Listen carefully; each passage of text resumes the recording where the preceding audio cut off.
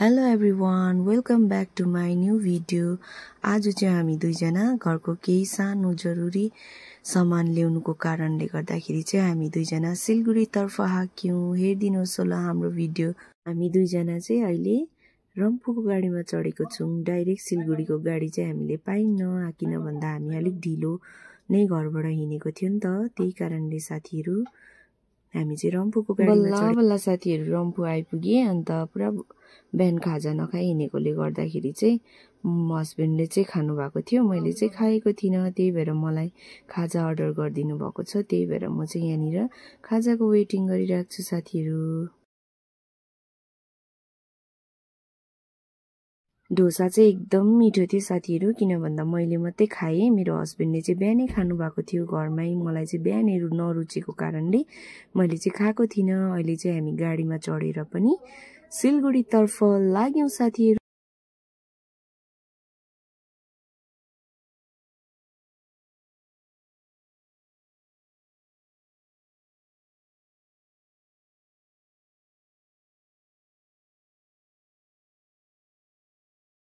साथीहरु हामी चाहिँ यहाँनिर सिबक रोडमा आइपुगिसकेको छौं। सिबक रोड चाहिँ यति साह्रो दामी छ साथीहरु, यति दामी स्ट्रेट। यो चाहिँ एकदम मजा लाग्छ के त साथीहरु। मलाई चाहिँ यहाँ आइपुग्दाखेरि चाहिँ सिलगढीको यो रोड चाहिँ। हामी दुईजना चाहिँ फाइनली सिलगढी पनि आइसक्यौं। यहाँ थाकेर हत्तु छ, म पनि गलेर हत्तु छ। अब हामी चाहिँ फिलहालमा चाहिँ यहाँनिर जाँदैछौँ दुईजना। पानी खानु आँटेको छु। एउटा मात्रै ल। उसले चाहिँ जुस खायो। भैयाले नरिवल फुटाउँदैछ यहाँ।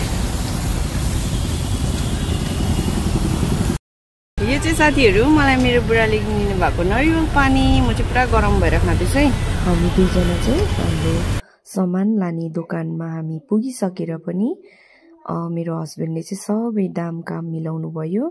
त्यसपछि हाम्रो गाडी चाहिँ भोलिको दिनमा चाहिँ लोड भएर जानेछ साथीहरु। अन्त हामी चाहिँ अब बहिनीकोमा गएर रेस्ट गर्नेछौँ। मेरो हस्बेन्ड र म चाहिँ अहिले फेरि हाम्रो सामान सबै किनिसकेर हामी चाहिँ यो अटोमा चढेर बहिनीको घरतर्फ लाग्यौं है त।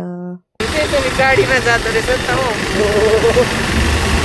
हाम्रोतिर चाहिँ छैन है, बारीमा हुन्छ यो चाहिँ गाडीमा।